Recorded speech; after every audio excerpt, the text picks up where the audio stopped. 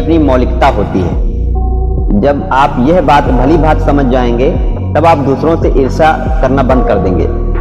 अपने आप में सुधार लाने के लिए, अपनी कला को निखारना तथा हुनर को बढ़ाने के लिए जब आप खुद की तुलना खुद से करते हैं कि फला काम मैं कल के मुकाबले आज और बेहतर करने का प्रयास करूंगा, तो यह तुलना काम की है, वरना जिससे दुख के अलावा कुछ नहीं मिलता, ऐसी ईर्ष्या से आपको मुक्त होना है।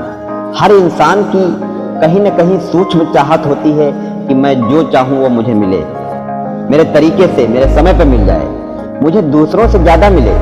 और जब ऐसा होता हुआ नहीं दिखता तब इंसान ईर्ष्या के चक्कर में फंसकर खुद के साथ दूसरों का भी नुकसान करता है। आइए इसे एक कहानी से समझते हैं। एक इंसान ने ईश्वर को प्रसन्न करने के लिए घोर तपस्या साधना की।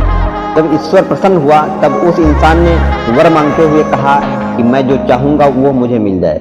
ईश्वर ने वर देते हुए कहा, तुम्हें जो चाहिए वो अवश्य मिलेगा, मगर एक शर्त यह है कि तुम्हें जो चीज मिलेगी वही चीज तुम्हारे पड़ोसियों को 2 मिलेगी। यानी तुम्हें घर चाहिए तो पड़ोसियों को 2 घर मिलेंगे। आगे उस इंसान ने देखा कि उसके एक एक चीज मांगने के साथ पड़ोसी ही अमीर बनते जा रहे हैं। ऐसे में चिंतित होकर उसने ईश्वर से यह मांगना शुरू किया कि मेरी एक आंख फूट जाए ताकि पड़ोसियों की दोनों आंखें फूट जाएं। मेरे घर के बाहर एक कुआं हो ताकि पड़ोसियों के घर के बाहर 2 कुएं हों और वे दोनों आंखें से अंधे होकर कुएं में जाकर गिरे। इस प्रकार दूसरों से मुकाबले की भावना लेकर और ईर्ष्या में फंसने मिले हुए वरदान को अभिशाप में बदल दिया। इस कहानी से आपने समझा कि उस इंसान को ईश्वर से मिले हुए वरदान का बहुत लाभ हो सकता था। यदि वो सही तरीके से सोच पाता तो ईर्ष्या से मुक्त होकर आनंदित जीवन जी सकता था। खुद के साथ साथ लोगों को भी उस वरदान का लाभ पहुंचाने का विकल्प चुन सकता था, परंतु उसने ईर्ष्या को चुना और दुखी रहा।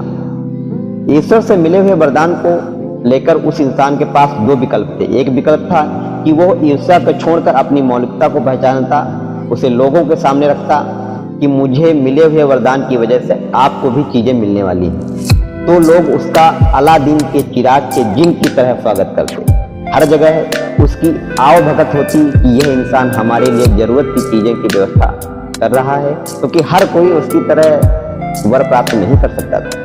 तो दोस्तों, ये कहानी अगर आपको अच्छी लगी हो तो आप सब्सक्राइब भी करें, लाइक करें और ऐसी ही वीडियो देखने के लिए, सुनने के लिए बेल आइकन को जरूर दबाएं। धन्यवाद दोस्तों।